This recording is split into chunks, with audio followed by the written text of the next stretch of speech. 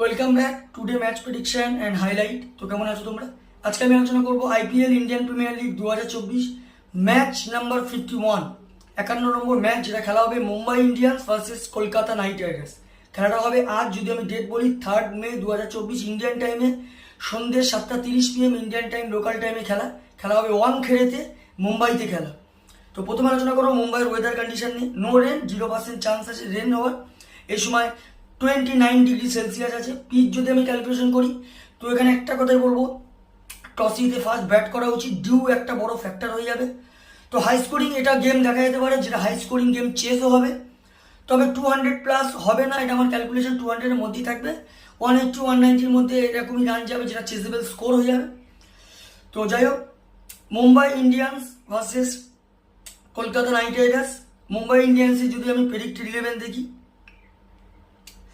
মুম্বাই ইন্ডিয়ান্সের Ishan Kishan wicket keeper, Rohit Sharma, Surya Kumar Yadav, Tilak Varma, Hardik Pandya captain, Nehal Wadhera, Tim David, Mohammad Nabi, গারহাল Coetzee, Kumar Kartikeya, Jasprit Bumrah.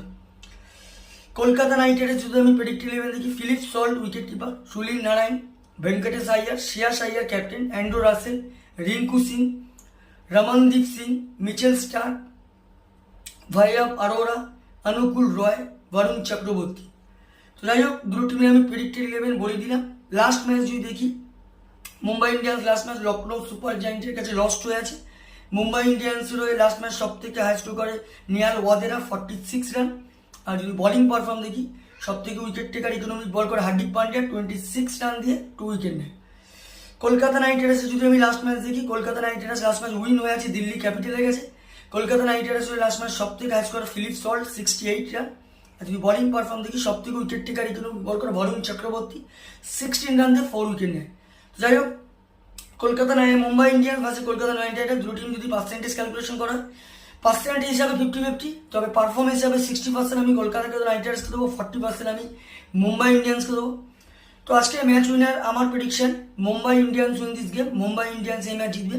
আর যদি টপ ফ্যান্টাসি পিক দেখি, কারা কারা এই ম্যাচে পারফর্ম করতে পারে, Mumbai Indians top fantasy pick দেখি, ঈশান কিষান, রোহিত শর্মা, টিম ডেভিড আর জসপ্রীত বুমরাকে টপ ফ্যান্টাসি পিকের মধ্যে রাখবো। কলকাতা নাইট রাইডার্স যদি টপ ফ্যান্টাসি পিক দেখি, Philip Salt, Andre Russell, Vaibhav Arora আর বরুণ চক্রবর্তীকে টপ ফ্যান্টাসি পিকের মধ্যে রাখবো। রানের যদি এখানে ক্যালকুলেশন করো, যদি মুম্বাই ইন্ডিয়ান্স ফার্স্ট ব্যাট করে, তো আমার ক্যালকুলেশন মুম্বাই ইন্ডিয়া 190 থেকে 200-এর মধ্যে করবে, যেটা 15 কি 20 রানে মুম্বাই ইন্ডিয়ান্স উইন হবে। কলকাতা নাইট রাইডার্স যদি ফার্স্ট ব্যাট করে, তো আমার ক্যালকুলেশন কলকাতা নাইট রাইডার্স 170 থেকে 180-র মধ্যে রেস্টিক হবে, যেটা 5 কি 4 উইকেটে মুম্বাই ইন্ডিয়ান্স উইন হবে। নর্মালি আমার prediction match winner Mumbai Indians win this game. আর সব থেকে বড় একটা ফ্যাক্ট হচ্ছে, ওয়াংখেড়েতে 89% মুম্বাই ইন্ডিয়ান্স উইন হয়েছে। কলকাতার পারফরমেন্স যথেষ্ট বাজে। তো ভিডিওটি ভালো লাগলে লাইক করো, শেয়ার করো, কমেন্ট করো আর সাবস্ক্রাইব করো। বাই।